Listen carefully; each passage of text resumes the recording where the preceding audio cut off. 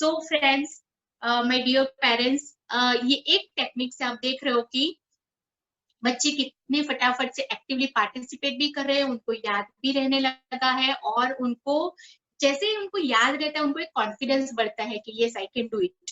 तो ये confidence buildup करना बहुत जरूरी है। ऐसी बहुत सारी मल्टीपल टेक्निक्स है, क्योंकि यहाँ टाइम बाउंडेशन की वजह से सारी टेक्निक्स तो मैं यहाँ बता नहीं सकती, वो प्रैक्टिकल वर्कशॉप में होती है, लेकिन सिर्फ एक छोटी सी, ये हमारी छोटी से छोटी टेक्निक है।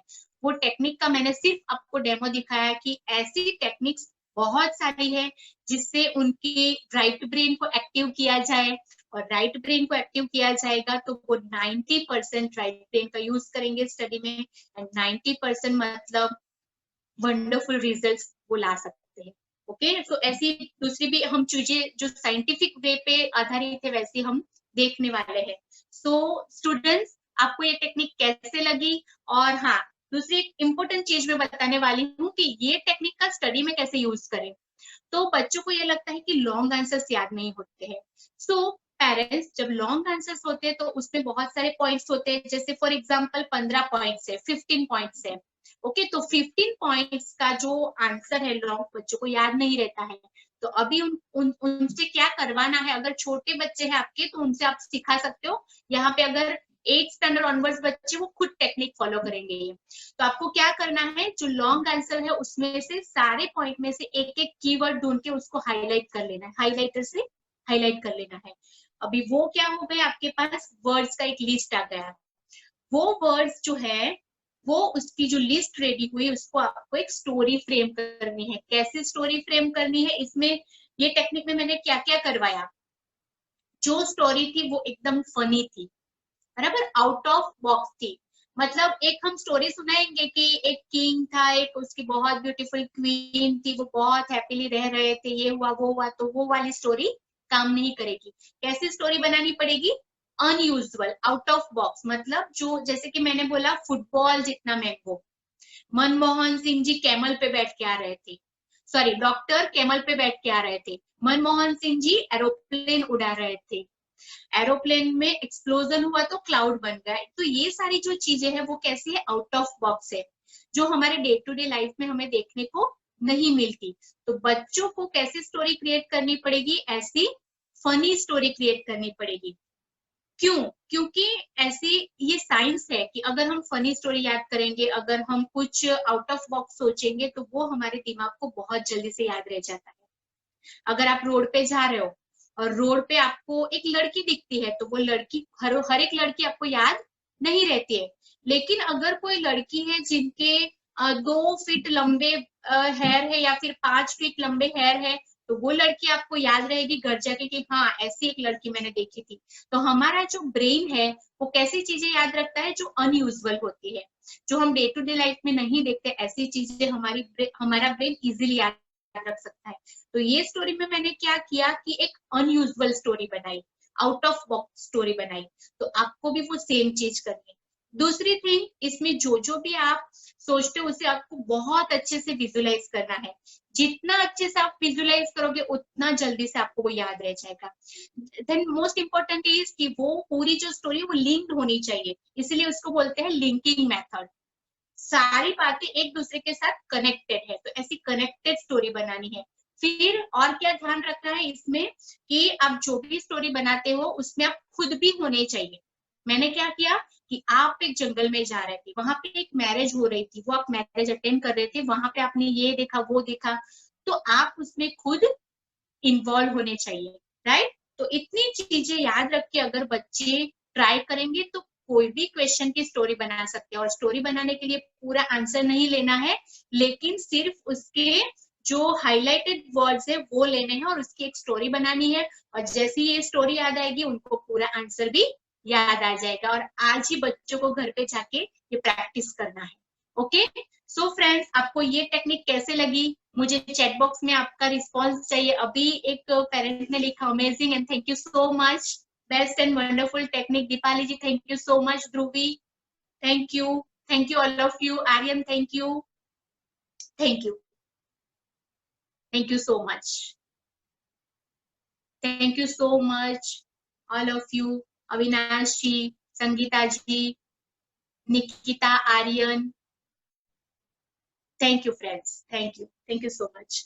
सो अभी हम दूसरी जो साइंटिफिक टेक्निक्स है या फिर जो साइंटिफिक फैक्ट है उसके बारे में जानेंगे जिससे बच्चों को हेल्प हो सकती है। Thank you so much all of you, I can see your chats, मैं आप सबकी चैट देख पा रही हूँ यहाँ पे, एंड आपका जो रिस्पॉन्स है वो बहुत ही अमेजिंग है। सो अभी है कि हमारे बच्चों को हमें फॉरगेटिंग साइकिल के बारे में बताना पड़ेगा। Does your child know about forgetting cycle? क्योंकि फॉरगेटिंग साइकिल क्या है कि हमारा दिमाग जो कुछ भी पढ़ता है, जो कुछ भी सुनता है, देखता है या कहीं से सीखता है, उसमें से 1 आवर के बाद 18% हमारा दिमाग भूल जाता है, राइट? फिर 1 डे के बाद अगर हम वो सेम चीज याद रखें तो उसमें से 82% हम भूल जाते हैं। 1 वीक के बाद 86% भूल जाते हैं, एंड 1 मंथ के बाद उसमें से हम 90% भूल जाते हैं। So this is our forgetting cycle. तो हमारे बच्चे जब बोलते हैं कि मैं जो पढ़ता हूँ मुझे याद नहीं रहता है, अभी आज तो याद है लेकिन जब एग्जाम के टाइम पे भूल जाते हैं, तो वो क्यों भूल जाते हैं? क्योंकि उनको फॉरगेटिंग साइकिल मालूम नहीं है। और फॉरगेटिंग साइकिल का साइंस ये कहता है कि जो चीजें आज हमने पढ़ी वो 1 घंटे के बाद उसमें से 18% आप भूल जाते हो। 1 डे के बाद 82, 1 वीक के बाद 86 एंड 1 मंथ के बाद 90%। तो ज्यादातर स्टूडेंट्स क्या गलती करते हैं? आज जो वो पढ़ते हैं वो आज रिवीजन नहीं करते। वो कब रिवीजन करते हैं? जब उनकी एग्जाम आती है 1 मंथ के बाद या फिर 10 दिन के बाद या फिर 1 वीक के बाद, जब एग्जाम आने वाली होती है तब वो वापस पढ़ने बैठते हैं। और तब तक क्या होता है, उनकी 90% मेमोरी लॉस हो चुकी होती है। और ये मैं नहीं बता रही हूँ, ये साइंस बता रहा है, ये सर्वे बता रहा है। सो मैं जो यहाँ पे प्रेजेंट कर रही हूँ वो साइंटिफिक सर्वे है। सो बच्चों की ये गलती की वजह से जो वो पढ़ते हैं आज वो सेम डे रिवीजन नहीं करते, इस वजह से 1 वीक के बाद वो कितना भूल जाते हैं? 90%। सिर्फ 10% उनको याद रहता है। सो आज से आपको क्या करना है स्टूडेंट्स और पेरेंट्स, अगर आपके बच्चे छोटे हैं तो आप भी उनसे ये फॉलो करवाए कि जो वो पढ़ते हैं या फिर क्लासरूम में सुनते हैं, टीचर्स से सीखते हैं, जो भी है वो सेम डे आपका एक बार रिवीजन होना चाहिए। नेक्स्ट डे जब वो वापस स्टडी करने बैठे तो अगले दिन जो पढ़ा है उनका वापस एक बार रिवीजन होना चाहिए। और 1 वीक के बाद जो जो पूरे वीक में पढ़ा है उसका रिवीजन होना चाहिए। नाउ अभी रिवीजन का भी एक बहुत ही गलत कॉन्सेप्ट है। रिवीजन का हम क्या मतलब समझते हैं? रिवीजन का हम ये मतलब समझते हैं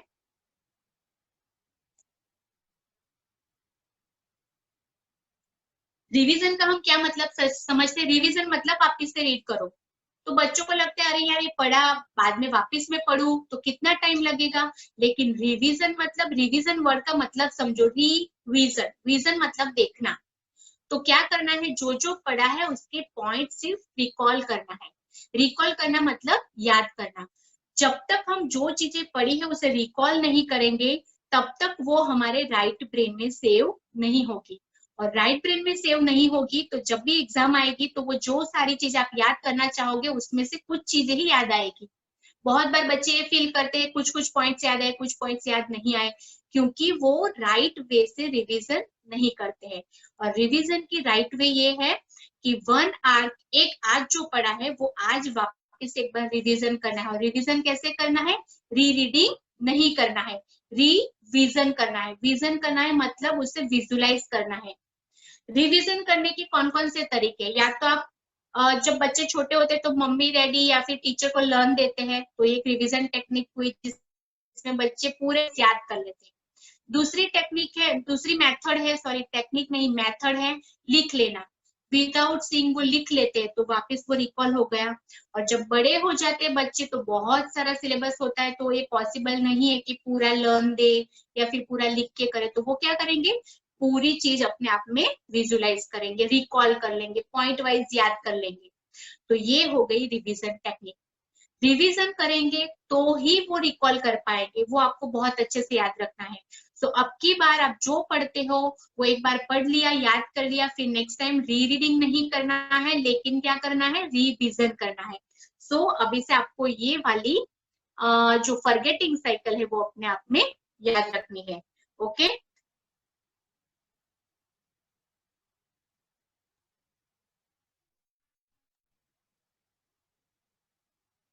देन मैं स्टूडेंट्स को बताना चाहती हूँ स्वामी विवेकानंद जी के बारे में। सब जानते हैं, सब जानते हैं स्वामी विवेकानंद जी के बारे में। तो स्वामी विवेकानंद जी जो थे उनकी पास फोटोजेनिक मेमोरी थी।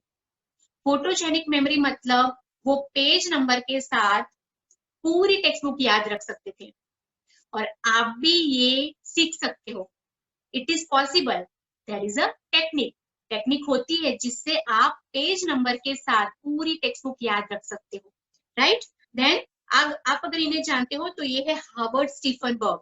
Harvard Stephenberg is from US, Guinness world record holder. उनको गिनीज वर्ल्ड रिकॉर्ड से उनको अवार्ड मिला था, और उनकी किस चीज के लिए उनको अवार्ड मिला था, तो ही कैन रिमेम्बर 25,000 वर्ड्स पर मिनट। एक मिनट में वो 25,000 वर्ड्स याद रख सकते हैं। 25,000 वर्ड्स रीड कर सकते हैं। तो आप अगर जो सोचोगे तो आपकी जो रीडिंग स्पीड होगी वो कितनी होगी, अप्रोक्स जो जनरल कितनी होती है, तो 150 वर्ड्स टू 200 टू 250 वर्ड्स, इतनी ही हमारी रीडिंग स्पीड होती है। लेकिन हार्वर्ड स्टीफनबर्ग जिनको 25,000 वर्ड्स पर मिनट रीड करने के लिए अवार्ड मिल चुका है, उनकी जैसी स्किल डेवलप करनी पॉसिबल है। There is a technique. एकदम से नहीं होगा, लेकिन इनिशियली आपकी जो है अभी स्पीड उससे डबल होगी, ट्रिपल होगी, 4 टाइम होगी, 5 टाइम होगी। फिर आप प्रैक्टिस चालू रखते हो तो वो लेवल तक भी पहुंच सकते हो। सो इसके लिए भी एक टेक्निक है। देन स्टडी में ज्यादातर स्टूडेंट्स को सबकॉन्शियस माइंड को यूज करने की जरूरत है। सबकॉन्शियस माइंड जो है, जैसे कि मैंने ब्रेन की बात की, ब्रेन हमारे दो ब्रेन है, right brain and left brain. वैसे ही हमारा जो माइंड, हमारा जो मन है, मन उसको भी दो पार्ट में डिवाइड किया है, conscious mind and subconscious mind. जो कॉन्शियस माइंड होता है उसकी सिर्फ 10% कैपेसिटी, और सबकॉन्शियस माइंड की 90% कैपेसिटी है। मतलब जो चीजें हमारे सबकॉन्शियस माइंड में स्टोर होती है उसमें से हम 90% उससे बाहर निकाल सकते हैं, यूज कर सकते हैं। तो बच्चों के सबकॉन्शियस माइंड को हमें पावरफुल बनाने की बहुत जरूरत है, और इसके लिए एनएलपी टेक्निक के थ्रू बच्चों के सबकॉन्शियस माइंड को पावरफुल बनाया जा सकता है। अभी ये सबकॉन्शियस माइंड हमारा कितना पावरफुल है ये देखने के लिए हम एक छोटी सी एक्टिविटी करने वाले हैं। ओके, सो ये एक्टिविटी में आपको क्या करना है, ये एक्टिविटी में यहाँ पे आपको एक पिक्चर दिख रही है। अभी मुझे चैट बॉक्स में आपके आंसर चाहिए कि ये आपको क्या दिख रहा है। कैन यू इमेजिन ये क्या है, आप इमेजिन कर सकते हो कि ये क्या दिख रहा है, क्या है ये, मुझे चैट बॉक्स में बताइए क्या दिख रहा है आपको। आपको गेस करना है कि ये क्या दिख रहा है, गेस करके सिर्फ मुझे दिखाइए। Inner part of brain, Deepali बता रहे हैं। ओके, वेरी गुड फॉर गेसिंग। मिश्रा जी बोल रहे हैं कि वन मैन है। ओके, मीनू बता रहे हैं कि inner part of brain. Okay, part बता रहे हैं कि ब्रेन है। Okay, any guesses. ST, okay, laughing man, yoga pose. Okay, okay, any guesses. Okay fine, चलो आप सबने गेस किया, इसके लिए मैं आप सबको अप्रिशिएट करती हूँ। लेकिन हम अभी देखेंगे कि क्या है। देखो, हमारा सबकॉन्शियस माइंड, जो चीज आपने अभी कॉन्शियसली पहचान नहीं पाए वो आपका सबकॉन्शियस माइंड पहचान के दिखाएगा। अभी हम जो एक एक्टिविटी कर रहे हैं उसमें से आपका सबकॉन्शियस माइंड वो देखेगा कि ये किसकी पिक्चर है। ओके, क्या करना है, यहाँ पे जो 4 डॉट्स आपको दिख रहे हैं वो 4 डॉट्स को आपको गेस करना है, मतलब आपको देखना है। मैं यहाँ पर डिसेंडिंग ऑर्डर में 10 to 0 काउंट करूंगी, तब तक आपको उसे स्टेयर करके देखते रहना है, आपको गेस करना है। मैं यहाँ से बोलूंगी आपको देखना है सिर्फ 4 डॉट से एकदम कॉन्सेंट्रेट करना है आपको, 4 डॉट पे एकदम से कॉन्सेंट्रेट करना है। ओके चलो रेडी, 10 9 8 7, 4 डॉट पे कॉन्सेंट्रेट करना, आंखें खुली रखना, 7 6 5 4 3 2 1 and 0। Now close your eyes, आप सब अपनी आंखें बंद करो और छत की तरफ देखो, रूफ पे देखो, आपको एक पिक्चर दिखेगी और मुझे चैट बॉक्स में बताना क्या दिख रहा है। Very good, excellent SD, Jesus, yes, सबको जीसस की पिक्चर दिखी होगी, right?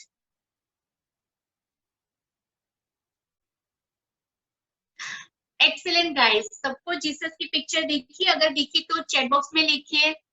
Yes Devi, Parth, okay, wonderful, super. Parth, Dhruv भी बता रही है कि उनको दिखी, Nikita, Mishva, very good, okay fine, wonderful wonderful guys. So पहले जब मैंने पूछा आपका कॉन्शियस माइंड से आपने देखा पिक्चर, कॉन्शियस माइंड उसे पहचान नहीं पाया, लेकिन सबकॉन्शियस माइंड ने पहचान के दिखाया कि ये जीसस की पिक्चर है। सेम वे पेरेंट्स, हम स्टूडेंट्स के अंदर कुछ हैबिट्स डेवलप करना चाहते हैं कि रेगुलर टाइम पे स्टडी करना, रेगुलर टाइम पे अपना सिलेबस कंप्लीट करना, जो अच्छी अच्छी आदतें होती है वो ही उन्हें सक्सेसफुल बनाएगी। और वो आदतें अगर उनके सबकॉन्शियस माइंड में फिक्स की जाए तो वो हैबिट वो लाइफ टाइम फॉलो करेगी। तो ऐसी मेथड्स है कि एनएलपी के थ्रू जो जो अच्छी अच्छी हैबिट्स हम बच्चों के अंदर डेवलप करवाना चाहते हैं वो फिक्स की जाती है यूजिंग एनएलपी टेक्निक, और बच्चे वो सारी अच्छी अच्छी जो आदतें हैं वो पूरी लाइफ अपनी फॉलो करेंगे और वो अच्छी आदतें ही एक दिन उनको बड़ा सक्सेसफुल पर्सन बनाएगी। So we have a very subconscious mind, और वो सबकॉन्शियस माइंड का स्टडी में कैसे यूज किया जाए, हैबिट डेवलप करने के लिए कैसे यूज किया जाए, वो सारी मेथड्स वर्कशॉप में बच्चों को सीखने को मिलेगी। अभी हम ये देखेंगे कि हमारा जो ब्रेन है वो कैसे वर्क करता है। फ्रेंड्स, बहुत ही अमेजिंग चीज मैं बताने वाली हूँ कि हमारा ब्रेन कैसे वर्क करता है। यस, एंड हमारी मेमोरी कैसे वर्क करती है। तो मेमोरी कैसे वर्क करती है वो अभी हम देखेंगे। बहुत ही इंटरेस्टिंग ये इंफॉर्मेशन है जो स्टडी के लिए बहुत यूजफुल हो सकती है। हमारा जो ब्रेन है उसमें कोई भी चीज अब हम जब सुनते हैं या फिर पढ़ते हैं या फिर कहीं पे देखते हैं तो उसका सबसे पहले एक इंट्रोडक्शन जाता है, इंट्रोडक्शन होना चाहिए। जो भी चीज हम पढ़ते हैं सुनते हैं या फिर कहीं से, तो उसका सबसे पहले हमें इंट्रोडक्शन होना चाहिए। इंट्रोडक्शन मतलब उसकी पहचान होनी चाहिए। तो यहाँ पे आपको ये क्वेश्चन का आंसर मिलने वाला है कि बच्चों को स्टडी में कंसंट्रेशन क्यों नहीं होता है। सबसे maximum students and maximum parents की ये प्रॉब्लम्स है कि उनको स्टडी में कंसंट्रेट करने में बहुत प्रॉब्लम आती है। तो यहाँ पे आपको ये आंसर मिलेगा कि बच्चे स्टडी में कंसंट्रेट क्यों नहीं कर पाते। तो कंसंट्रेशन के लिए क्या जरूरी है, तो सबसे पहले जो चीज हम स्टडी करने वाले हैं या फिर सीखने वाले हैं उसका इंट्रोडक्शन होना जरूरी है।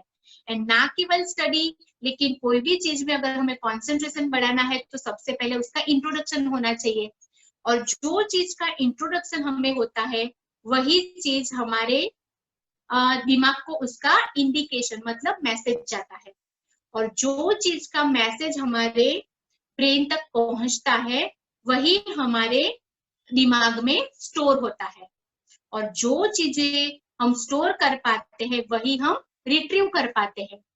तो बच्चों का फाइनल गोल क्या होता है एग्जाम में? रिट्रीव करना मतलब रिकॉल करना, याद करना।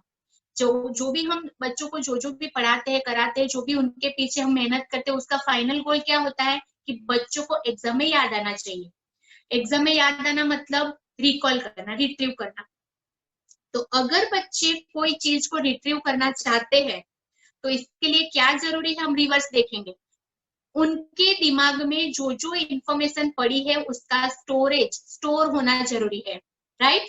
और स्टोर होने के लिए क्या जरूरी है, वो चीज का दिमाग को इंडिकेशन मतलब मैसेज जाना जरूरी है। और मैसेज कब जाएगा? जब वो सारी चीज का एक बार दिमाग को इंट्रोडक्शन होगा, और इंट्रोडक्शन होगा तो ही हमारा दिमाग उस पर कॉन्सेंट्रेट कर पाएगा। तो आज के बाद अगर स्टडी में कंसंट्रेशन बढ़ाना है तो क्या करना पड़ेगा? जो चैप्टर टीचर पढ़ाने वाले हैं वो चैप्टर आपको एडवांस में पढ़ के जाना पड़ेगा।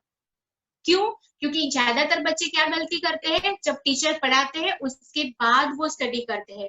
लेकिन आज से अभी क्या करना है आपको, जो चीजें टीचर पढ़ाने वाले हैं वो सबसे पहले आपको पढ़नी है।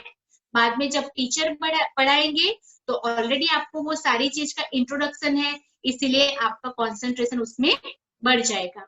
और कंसंट्रेशन बढ़ेगा तो ही उसका इंडिकेशन मतलब मैसेज दिमाग को जाएगा, और दिमाग में मैसेज जाएगा तो ही वो स्टोर हो पाएगा, और स्टोर होगा तो ही वो एग्जाम में आप रिट्रीव कर पाओगे। राइट? अब ये इंट्रोडक्शन वाली जो थियरी है ना, वो मैं एक एग्जांपल के द्वारा आपको समझाना चाहूंगी कि जनरली पेरेंट्स हम ये सोचते हैं कि जो चीज में इंटरेस्ट होता है उसमें ऑटोमेटिकली कंसंट्रेशन बढ़ता है। लेकिन मैं ये बताऊंगी कि इंटरेस्ट होने के बावजूद भी अगर कोई चीज का आपके दिमाग को इंट्रोडक्शन नहीं है तो आप कंसंट्रेट नहीं कर पाओगे। क्योंकि यूजुअली हम सोचते हैं कि मूवी देखने में बच्चों का ऑटोमेटिकली कंसंट्रेशन बढ़ जाता है, आई एग्री विथ यू। लेकिन अगर वो मूवी जापानीज लैंग्वेज में हो तो बच्चे वहां पे कंसंट्रेट नहीं कर पाएगा। क्यों? क्योंकि जापानीज लैंग्वेज का इंट्रोडक्शन उनके दिमाग को नहीं है। राइट? सो खाली इंटरेस्ट होने से भी कुछ नहीं होने वाला, इंट्रोडक्शन होना जरूरी है। तो स्टडी में इंट्रोडक्शन के लिए ये स्टेप है कि सबसे पहले आपको चैप्टर को पढ़ना है, उसके बाद आपके टीचर एक्सप्लेन करेंगे। अब जब टीचर एक्सप्लेन करेंगे तब आपको वो पूरा कॉन्सेप्ट विजुलाइज करना है। विजुलाइज करने से वो सीधा आपके ब्रेन को मैसेज चला जाएगा, और मैसेज चला जाएगा तो वो सारी चीजें आपके दिमाग में स्टोर हो जाएगी, और स्टोर जैसे ही हो जाएगी वैसे ही वो सारी चीजें एग्जाम में आपको आप रिकॉल कर पाओगे। सो ओवरऑल अगर हमने आज जो जो सीखा उसकी अगर हम समरी देखना चाहे तो वो क्या है, तो आज से सारे स्टूडेंट्स को और पेरेंट्स, अगर आपके बच्चे छोटे हैं तो आपको इनको ये सारे स्टेप्स फॉलो करवाने हैं। कि सबसे पहला स्टेप है read before teacher explain. Teacher जो चीज पढ़ाने वाले हैं वो सबसे पहले एक बार स्टोरी की तरह रीड करके जाना है। राइट? सिर्फ स्टोरी की तरह रीड करके जाना है। देन जब टीचर पढ़ाते हैं तब पूरा कॉन्सेप्ट बच्चों को विजुलाइज करना है, क्योंकि बच्चे सिर्फ वर्ड्स पे ध्यान देते हैं, विजुलाइज नहीं करते, और विजुलाइज नहीं करेंगे तो वो उनकी राइट ब्रेन में नहीं जाएगा, राइट ब्रेन में नहीं जाएगा तो सिर्फ 10% कैपेसिटी यूज कर पाएंगे। लेकिन हमें तो अभी से क्या करना है, 90% कैपेसिटी यूज करनी है। Right? Then use your right brain while reading. जब आप स्टडी करो तो उसमें आपको मैक्सिमम राइट ब्रेन का यूज करना है। जैसे कि आज मैंने जो एक टेक्निक बताई वो वाली टेक्निक आप राइट ब्रेन के लिए यूज कर सकते हो, लेकिन ये एक टेक्निक सब सब के लिए काम नहीं आएगी, मतलब सारी चीजों के लिए काम नहीं आएगी। देयर आर मल्टीपल टेक्निक्स, ऐसी बहुत सारी टेक्निक्स है, ऐसी बहुत सारी मेमोरी टेक्निक्स है, बहुत सारी टेक्निक्स है जिससे राइट ब्रेन का यूज किया जाए और उससे स्टडी को इजी एंड स्ट्रेस फ्री बनाना पॉसिबल है। Then revise the topic in 24 hours. जो भी आप पढ़ते हो, सुनते हो, कहीं से सीखा है वो 24 आवर्स में आपको रिवीजन कर लेना है, ताकि आपकी फॉरगेटिंग साइकिल आपको डिस्टर्ब नहीं करेगी। सो ये सारी जो चीजें हैं वो सारी चीजें आपको जानने की जरूरत है। सो फ्रेंड्स,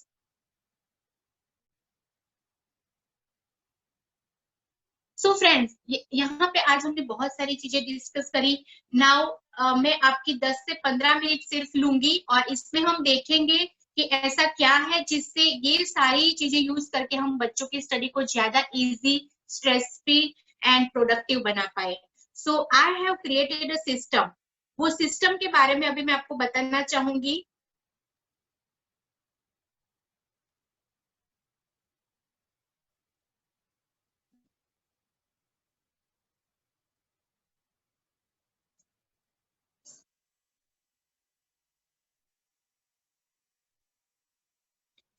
ना आपको एक क्वेश्चन होगा कि चलो हमने सारी टेक्निक सिखा भी दी बच्चों को, लेकिन वो बच्चे अपने आप पे अप्लाई करेंगे क्या?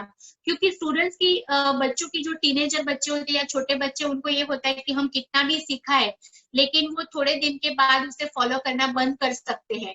लेकिन यहाँ पे ऐसा नहीं होगा, क्योंकि it is a life transforming program divided in 4 steps. 4 parts में मैंने उसे डिवाइड किया है।